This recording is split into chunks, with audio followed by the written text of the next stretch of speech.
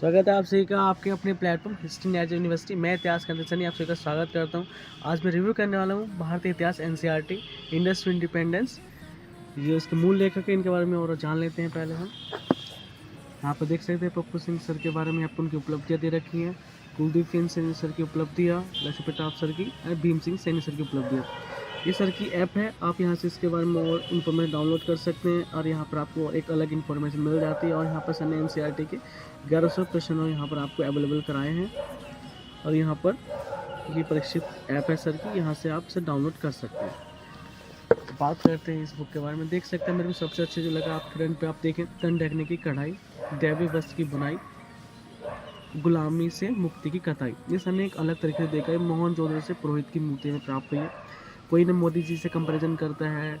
अभी देखें कोई चरखा, सबका एक अलग अलग मानना होता है। कोई गांधी जी के चरखे के बारे में कहता है कि इससे आज़ादी कैसे मिली, सबका एक अलग अलग मानना है। इसमें सर एक अलग अलग डिबेट चलते हैं, लेकिन सर ने यहाँ पे देख सकते हैं क्या एक अलग इतिहास की व्यक्त करने की, तो यहाँ पे आप देख सकते हैं कि सर ने जो एक अलग तरीके से इतिहास को व्यक्त करने की भावना व्यक्त की है।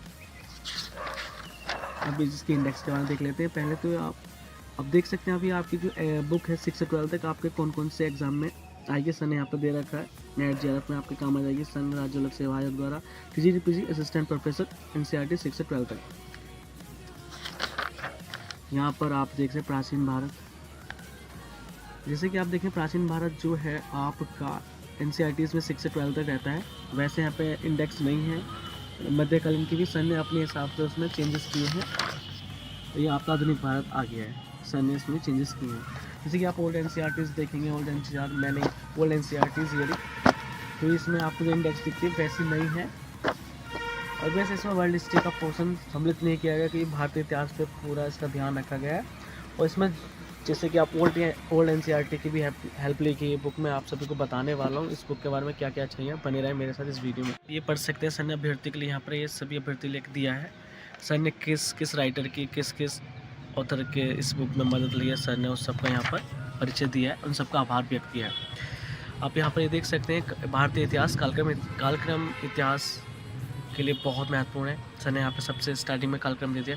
ये आप सभी का एनसीईआरटी ओल्ड एंड न्यू में मिल जाता है। ये आप सबको चैप्टर के वाइज मिलता है कि कोई चैप्टर फिनिश होता है उसके बाद आपको एक कालक्रम प्रोवाइड कराती है एनसीईआरटी सबसे एंड में चैप्टर के। ये सर ने सबसे स्टार्टिंग में रखा है।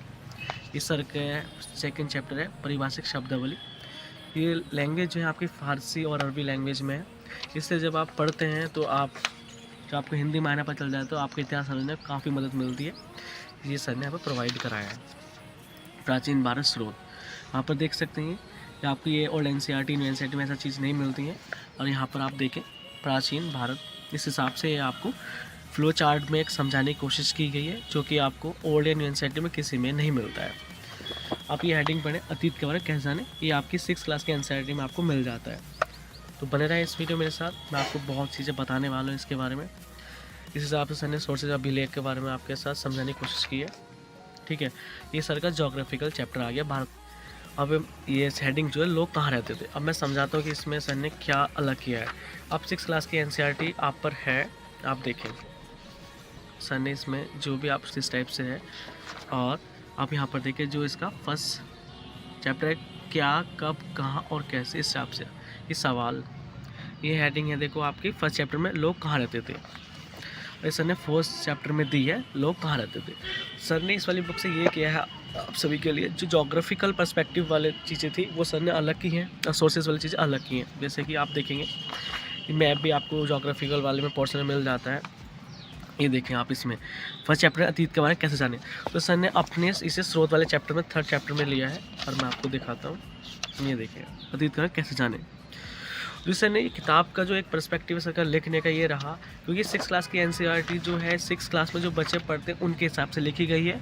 और जो उन्हें ना एक माइंडसेट, उनकी बौद्धिकता बढ़ विकास हो, वो जाने चीज़ें कैसे होता है, कैसे सोचें। देख सकते हैं अभी सवाल पूछती है एनसीईआरटी आपसे, इस टाइप से आप क्वेश्चन पुट अप करती है।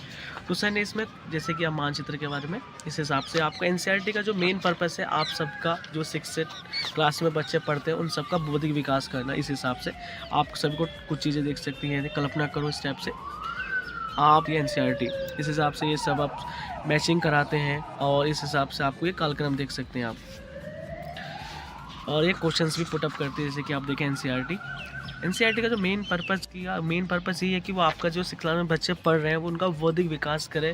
क्योंकि जो स्टेम जैसे कि हम कॉम्पिटिशन एग्जाम की तैयारी करते हैं स्टूडेंट्स, उन सब के लिए होता है कि वो क्लास के एनसीईआरटी तो पढ़ें, लेकिन उन्हें बौद्धिक विकास की आवश्यकता नहीं होती, उनके जो मैच्योरिटी लेवल होता है वो बहुत इंक्रीज हो जाता है। तो सर ने जो इसमें एक जो 6 से 12 तक एनसीईआरटी का जो मतलब जो कॉम्पिटिशन में पढ़ते हैं ना, उन सब के जो मैटर रहता है उसे हटा दिया इस बुक्स में, और जो उनके लिए इंपॉर्टेंट मैटर होता है वहाँ इन सब ने यहाँ डालने की कोशिश की गई है।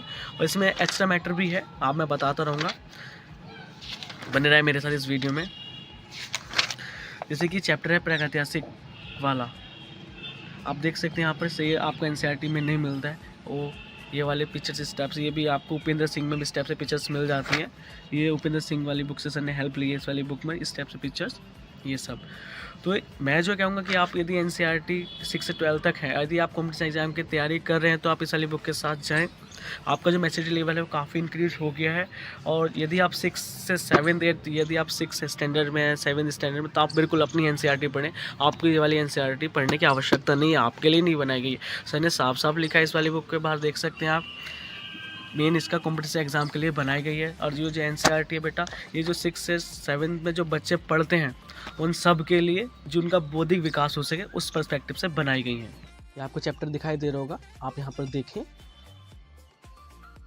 इस हिसाब से आप चैप्टर को देखेंगे तो आपको ये चीज़ें फ़ोटोज़ हैं, मैं आपको बता दूँ, ये उपेंद्र सिंह से लिए गए हैं।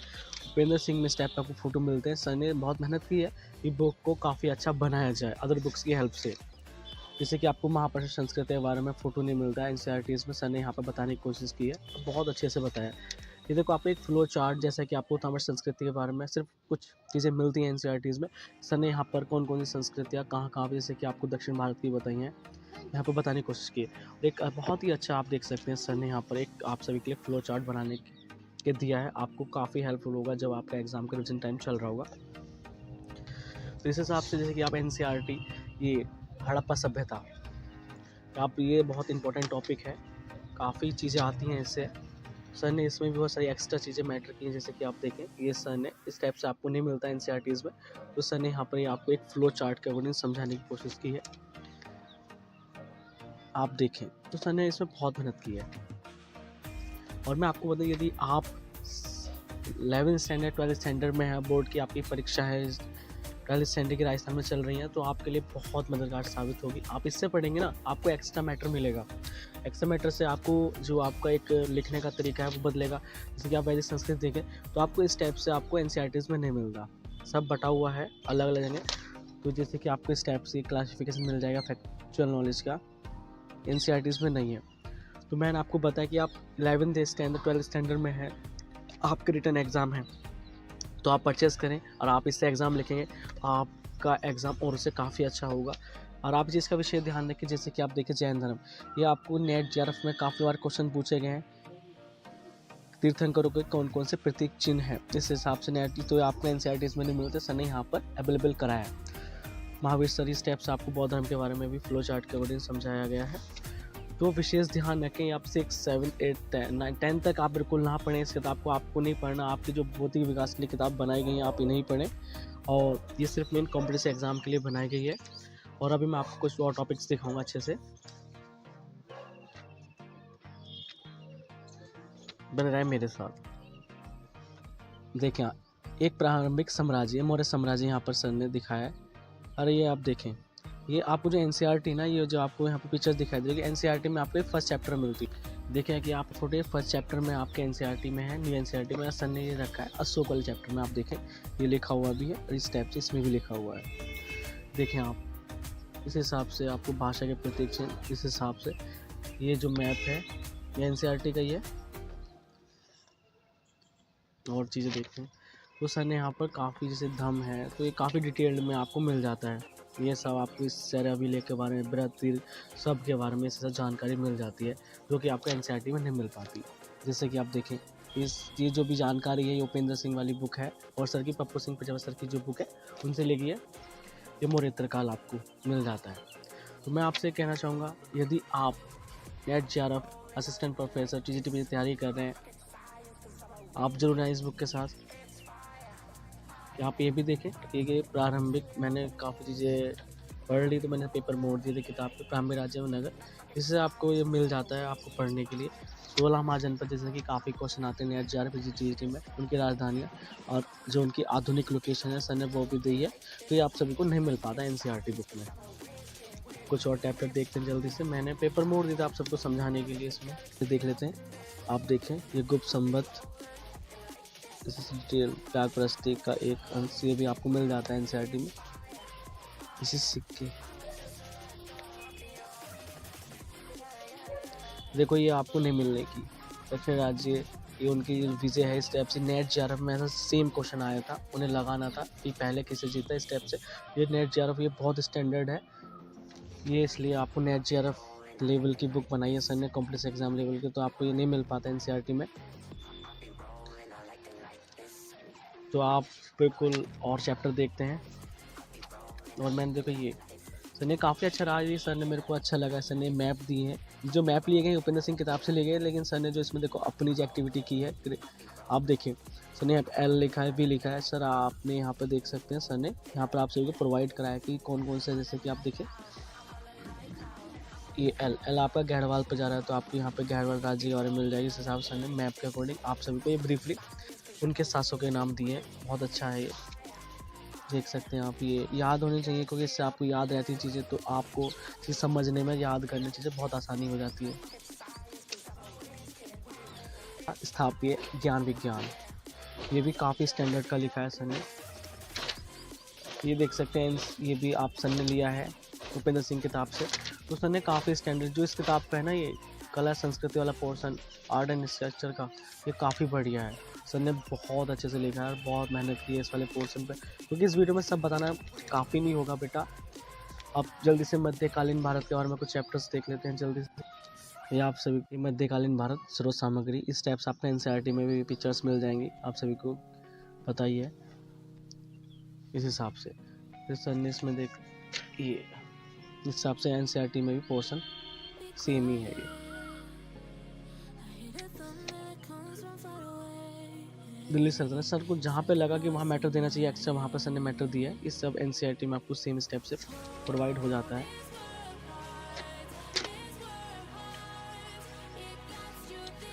इससे ये सर ने अलग से दिया है आप सभी के लिए एकदम ब्रीफली, फ्लो चार्ट के मोहम्मद बिन तुगलक के बारे में ब्रीफली इन्फॉर्मेशन, काफ़ी इंपॉर्टेंट टॉपिक मध्यकालीन भारत का। एक साम्राज्य की राजधानी, ये भी सेम टॉपिक है, इस हिसाब से को मिल जाता है। जल्दी से आधुनिक भारतीय टॉपिक्स देख लेते हैं, मतलब वो काफ़ी अच्छी, मैंने आपको बताया मुगल काल, जल्दी से कुछ टॉपिक हैं वो भी देख लेते हैं। ये भी आपको स्टेप सेम पिक्चर्स मिल जाती है, ये आप सभी को इन्फॉर्मेशन ब्रीफली दी गई है फ्लो चार्ट के अकॉर्डिंग समझाने के लिए।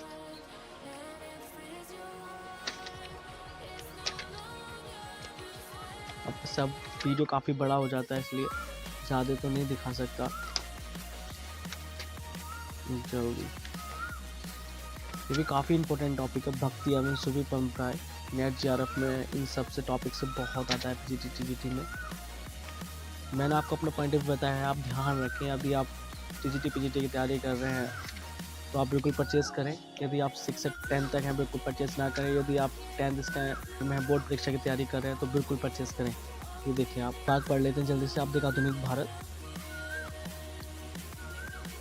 ये स्रोत सामग्री, ये सब आपको मिलेगा एनसीईआरटी में, लेकिन ये सब बटा हुआ रहता है, आपको समझने की कोशिश रहेगी कि ये हिस्टोग्राफी का पार्ट है, किस चीज़ का पार्ट है, आपको सेम पिक्चर्स मिल जाती है, ये भी सेम आपको बिलेखाकार का फोटो मिल जाता है, इस हिसाब से देखो ये आपको पिक्चर्स मिल जाएंगे एनसीईआरटी में, इस हिसाब से पिक्चर्स मिल जाती हैं। सर ने काफ़ी मेहनत की है इस बुक में, जैसे कि आप जिस हिसाब से आपको ये पिक्चर दी या परीक्षा वाली बुक है उसमें इस टाइप से आपको पिक्चर मिलती है, सर ने काफ़ी अच्छी ब्रीफली समझाने की कोशिश की आपको, महत्वपूर्ण तथ्य आपको दिए हैं साइड में, सर ने मेहनत काफ़ी की, जैसे कि आपको ये फोटो मिल जाएगा एनसीईआरटी में, महत्वपूर्ण तथ्य जैसे आपको एनसीईआरटी में नहीं मिलता, जैसे कि आपको इस परीक्षा वाणी से उठाया गया है, मैं सिर्फ जेन्युइन रिव्यू करता हूँ, किसी का प्रचार नहीं करता, बिल्कुल आपको सब पता नहीं, मेरे को सारी बुक है तो मेरे को तो बुक खोलते पता चल जाता है कौन सा मैटर किस बुक का है, तो मैंने आपको बताया, आप विशेष ध्यान रखें मेरी बात का, एक बार आप पढ़ लें फिर आपको अपना पता चल जाएगा चीज़ों का, हर चैप्टर दिखाना संभव नहीं है, ये काफ़ी इंपॉर्टेंट टॉपिक है, इसे अच्छे से देख लेते हैं। 1857 क्रांति का आप पढ़ लें, खुद जज करें अपना आप चीज़ों को।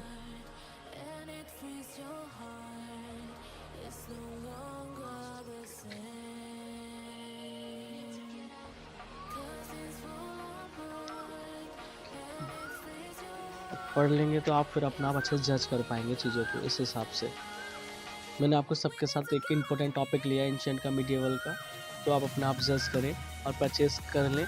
आपको लिंक डिस्क्रिप्शन बॉक्स में ऐप का मिल जाएगा। ये राजदीप बुक डिपो से आपको काफ़ी सस्ती मिल जाएगी। फ्लिपकार्ट अमेज़न पर काफ़ी महंगी मिलेगी इस टाइम।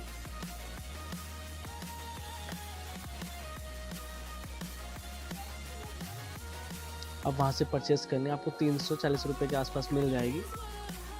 मैं आपको लिंक डिस्क्रिप्शन बॉक्स में दे दूँगा।